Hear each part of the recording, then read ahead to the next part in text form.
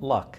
We all know hard work's essential, discipline's essential, staying power is essential, but there's that element there that you can't quantify, but you know it's there. Warren, you've had some thoughts. Well, there's a lot of luck. I mean, just being born in the United States in 1930, the odds were like 30 to 1 against me. I mean, I didn't have anything to do with picking the United States as I emerged, and having decent genes for certain things. And in my own case, I was sort of wired for capital allocation. And being wired for capital allocation a couple of hundred years ago in Nebraska wouldn't have meant a thing.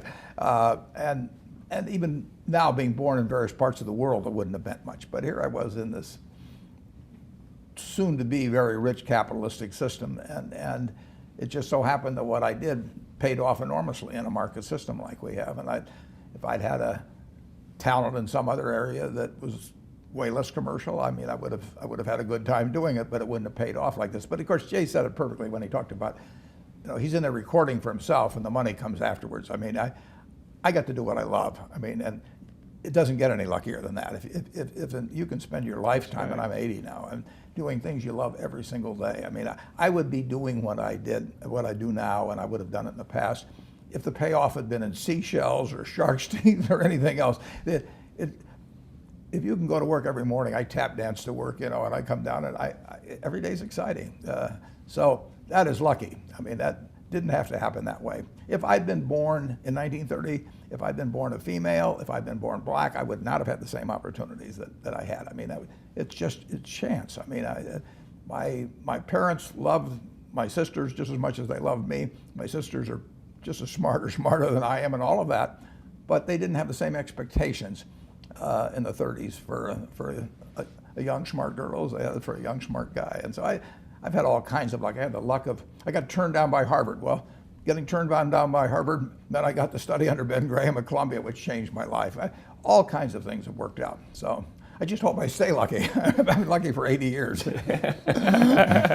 Now, where you grew up, you could have easily have ended up, as you've discussed with your friends, who did something, and by golly, they were put away and didn't get the opportunity. Yeah, I mean, there are very few people that from my neighborhood, in my environment, that make it out. I mean, forget about to be successful, to make it out alive, or to be incarcerated. I have a great friend, who just came home. Who's one of the most beautiful people you ever meet. He just came home from doing 13 years, and we were together every single day. And had it not been for music and music taking me out, at the right time, my life could very easily have been his. Very easily. We were together every single day. Mention the story about London. Yeah. So they did. We were into different things. We were into a lot of street things, and just so happened I had a talent to make music, and a guy by the name of Jazz, who I started out with really early. He got the opportunity. He got to deal with EMI. He had the opportunity to go to London to record his album, and I went along with him, and we waited for 2 months. Well, in that 2 months, there was a sting operation, and he took, my friend I'm talking about, took him away for 13 years, and the only reason I was in there because I was away, doing this music stuff.